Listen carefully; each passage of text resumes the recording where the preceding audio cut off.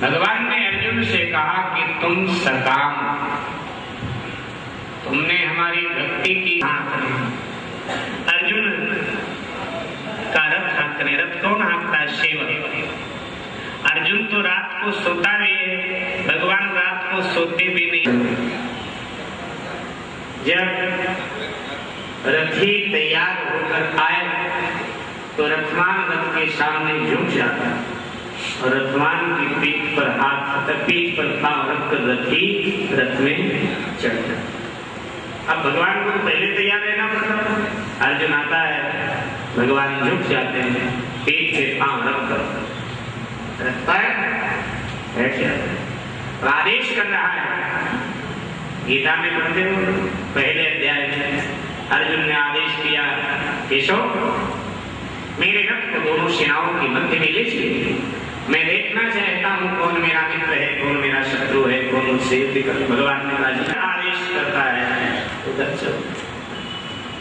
भक्ति का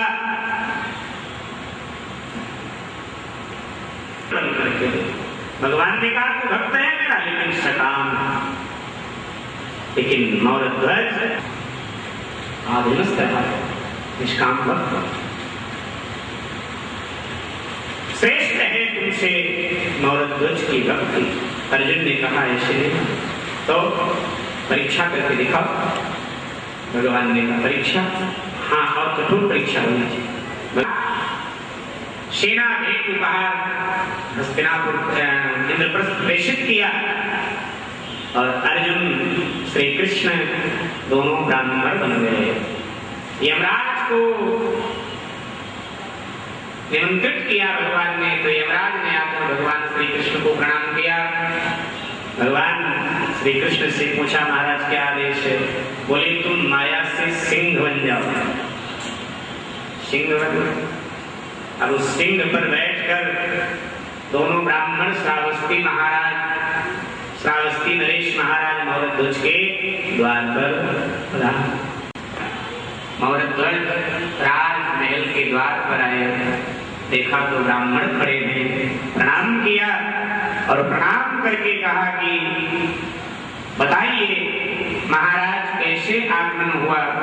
बोले राजन हम कई दिनों के भूखे हैं, भोजन चाहिएगा। बोले महाराज महल के भीतर आइए, अति शीघ्र भोजन तैयार करा के आपको भोजन कराते हैं। राजन हमारा नियम है, हम स्वयं भोजन बाद में करते हैं, पहले हम अपने इस शेर को भोजन कराते हैं। तो महाराज कोई नहीं, पहले शेर को भोजन करा देंगे, बाद में आपको करा देंगे। बोले राजन ये मेरा शेर है और आपको पता है कि शेर शाकाहारी नहीं मांसाहारी होता है, ये तो मांसाहार करेगा।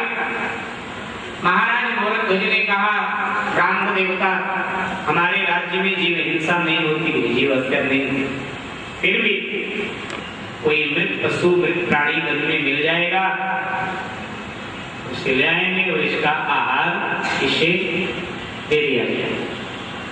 राजन ये और किसी के मांस को खाता ही नहीं, ये केवल और केवल मनुष्य के मांस भक्षी है और ये खाएगा तभी हम खाएंगे। अगर कुछ व्यवस्था है तो बताओ, नहीं तो हम जा रहे हैं। हमने तो सुना था तू दानी है, सत्यवादी है, तेरा संकल्प है मेरे द्वार पर आकर कोई कुछ मांगे उससे मिलेगा, ना देना हो तो बता। इस मनुष्य को लाकर इसके सामने खड़ा कर। ऐसा करते हैं महाराज, मैं अपने आप को इसे अर्पित कर देता हूँ, ये मुझे खा जाए और फिर आप लोग भोजन करके दक्षिणा लेके चले जाए। ब्राह्मण के वेश में भगवान ने कहा राजन मेरा शेर बूढ़ा भी तो दांत कमजोर है, तुम्हारा मांस ये बूढ़ा शेर बेचारा नहीं खा पाए। कोई घर में तुम्हारे बच्चा नहीं, बालक नहीं, बेटा नहीं, कोमल मांस किसका? और ध्वज ने कहा नहीं महाराज, आप सबके आशीर्वाद से एक पुत्र है। बोले बस ठीक है, पुत्र का मांस ये खाएगा। विचार करके बताओ। बोले महाराज बस कुछ क्षण आप होते, मैं अपनी पत्नी और अपने पुत्र से पूछ लेता। उदास ध्वज वापस राजमहल लेता है। महारानी कंचन ने देखा, उनकी पत्नी का नाम कंचन है। महारानी कंचन ने देखा उदास, क्या हुआ पतिदेव? ये मुख कमल क्यों है सूखा, हुआ आपका मुख कमल क्यों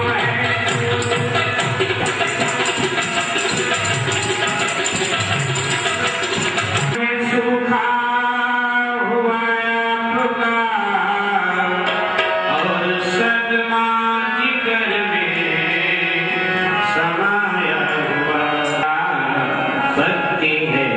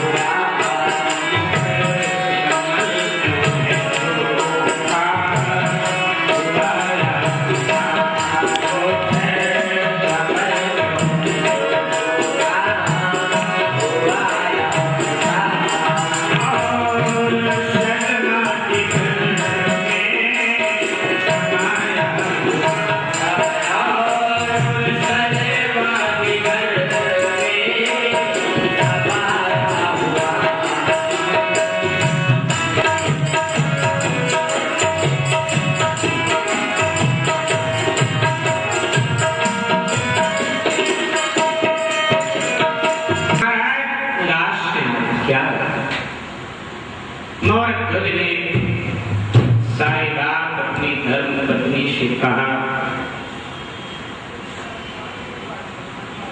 महारानी जी ने कहा महाराज सबके जीवन में रहा तो पुत्र फिर मिलेगा। शब्द दे करके आपके पूर्वजों ने सत्य की रक्षा की, इसलिए आप भी सत्य की रक्षा करें। पुत्र को बुलाया गया। महाराज ने कहा पुत्र से भी पूछ लें। मौर्य ने कहा बेटा ऐसे ऐसे तो ब्राह्मण आए हैं, उनके साथ सिंह कहा पिताजी इसके लिए आप उदास, एक दिन ये शरीर है आपसे ही तो हमने सुना है, आपसे तो सीखा है कि शरीर के मांस से किसी जीव के पेट की भूख मिटे, किसी के काम आ जाए, ये बड़ा अच्छा। मुझे ले चलो उन ब्राह्मणों के पास। राजा रानी पुत्र को लेकर आया। कहा विलंब के लिए ब्राह्मण देवताओं क्षमा चाहता हूं, ये मेरा पुत्र है, ये तैयार, अपने आप थोड़ा वो अपना आहार बनाएगा। तुम राजा रानी दोनों अपने पुत्र को चीर कर आगे से और शेर के आगे डालोगे तब ये शेर खाएगा। एक बार के लिए रोंगटे खड़े हो गए। दूसरे क्षण सत्य धर्म को याद किया। पुत्र ने कहा पिताजी